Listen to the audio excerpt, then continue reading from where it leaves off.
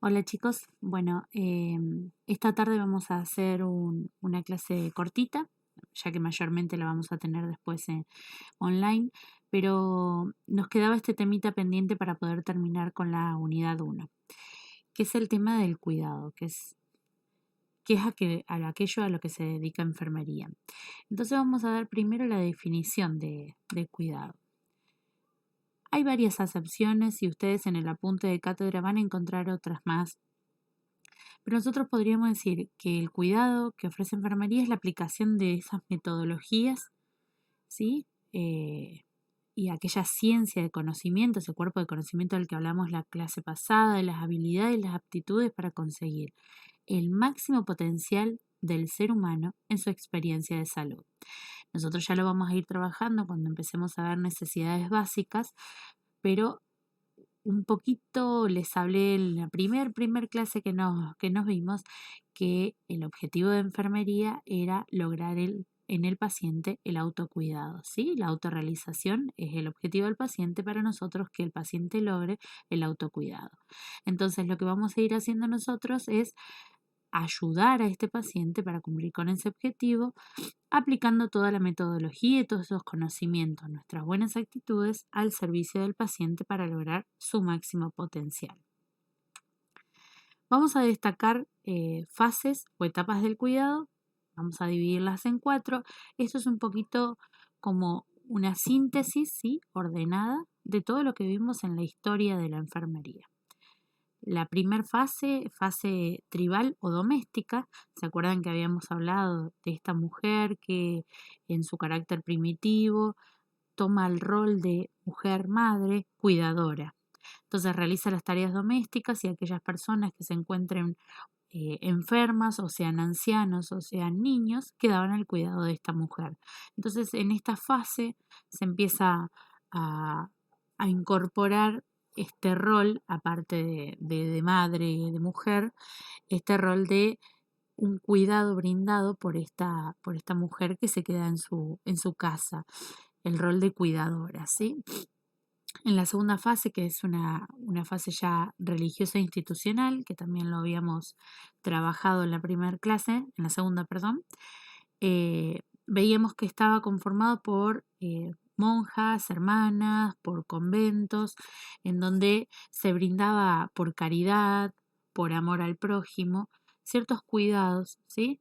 Eh, que ya empezaban a ser cuidados de enfermería. Era el cuidado hacia los ancianos o cuidado a las personas posguerra, ¿sí?, que no tenían familia, que empezaban a institucionalizarlo ya en un centro fuera de su hogar, ¿sí?, al cuidado de estos religiosos, de estas religiosas, y empieza como a mezclarse un poco este concepto de no solamente el hecho de que sea mujer quien cumple el rol de cuidadora, sino que como lo hace por amor, lo hace por caridad, lo hace por compadecerse de este prójimo, está muy inmerso todo el concepto de esta enfermería religiosa.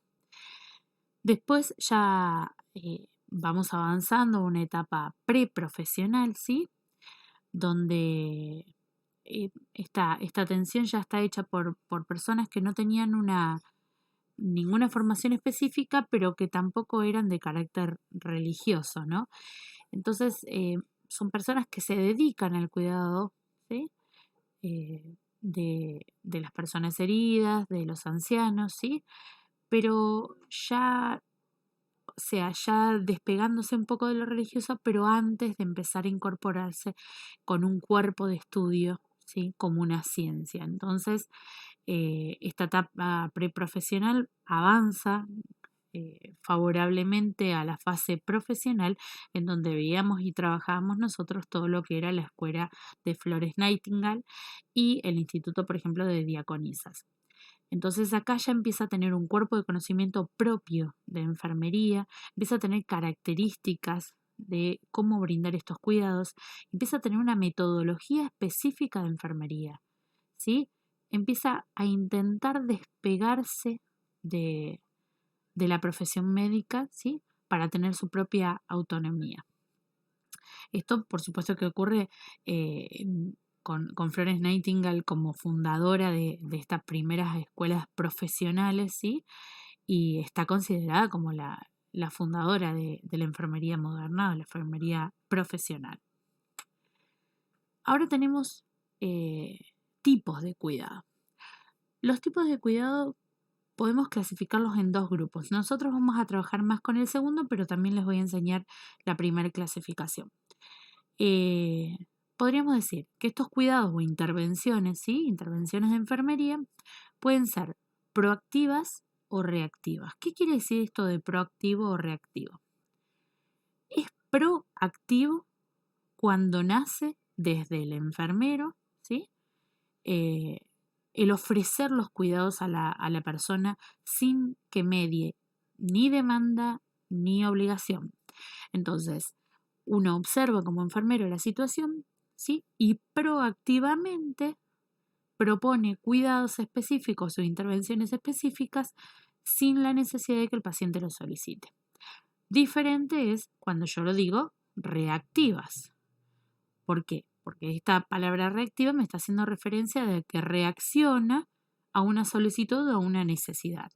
Entonces, quien solicita puede ser tanto el médico, ¿sí? Con una indicación médica, o puede ser el mismo paciente.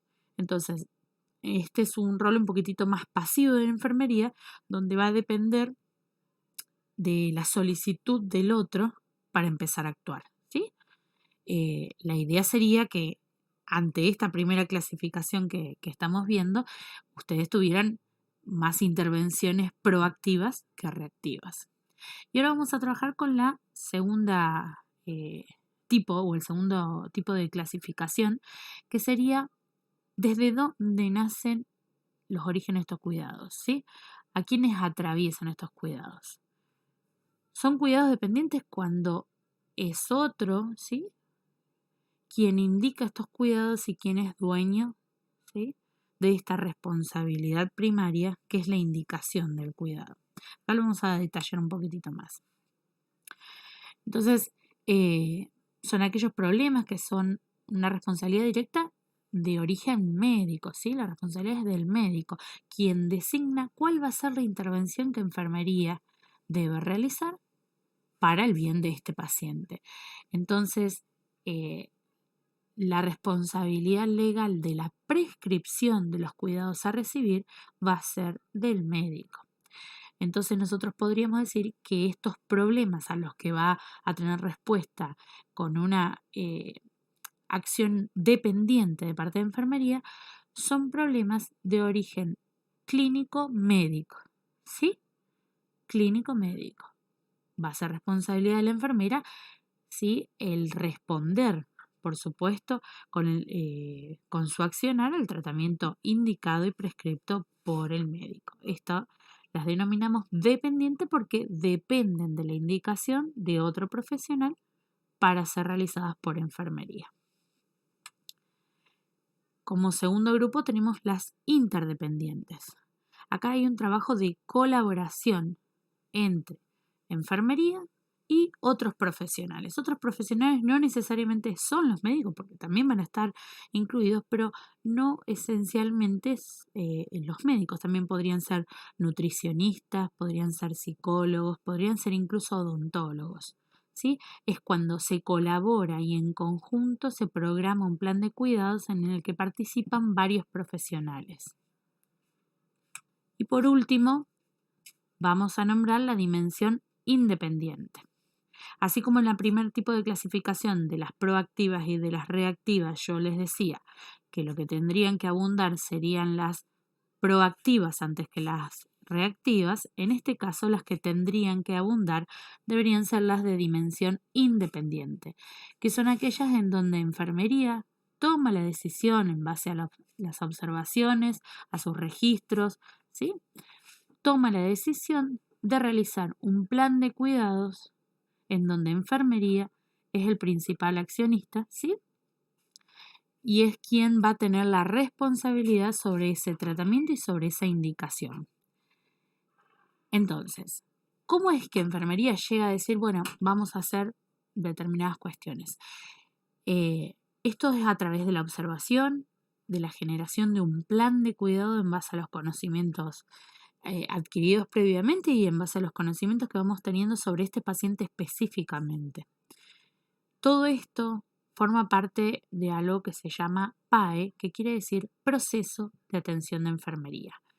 Eso lo vamos a empezar a ver más adelante. Simplemente quería que entendieran que dentro de la dimensión independiente, por ejemplo, están aquellos diagnósticos de enfermería que no son diagnósticos médicos, sino que es donde enfermería detecta un problema en el paciente e intenta, generando un plan de cuidados, ayudar a que el paciente cumpla con el objetivo e intentar, como siempre, el fin de la enfermería sería intentar el autocuidado. Y si no es factible ese autocuidado porque el paciente tiene un grado de dependencia mayor, ¿sí? Necesita mayor colaboración, lo que vamos a intentar es que él explote su mayor cantidad de capacidades para el autocuidado y el resto serán compensadas con la colaboración de alguien que puede ser enfermería o un familiar. Bueno, como tareita les dejo para que cuando nos encontremos en la clase me lo puedan contestar, ¿sí? No es para que lo presenten como trabajo. Como tareita les dejo que me tienen que conseguir un ejemplo de cada uno de los tipos de cuidado de enfermería, tanto dependientes, interdependientes como independientes. Bueno, nos vemos chicos en la próxima clase, ya iniciando con la unidad 2. Cualquier cosita, ya saben que me pueden hacer las consultas tanto por el chat como por el grupo que hemos creado en WhatsApp. Nos estamos viendo. Coditos para todos.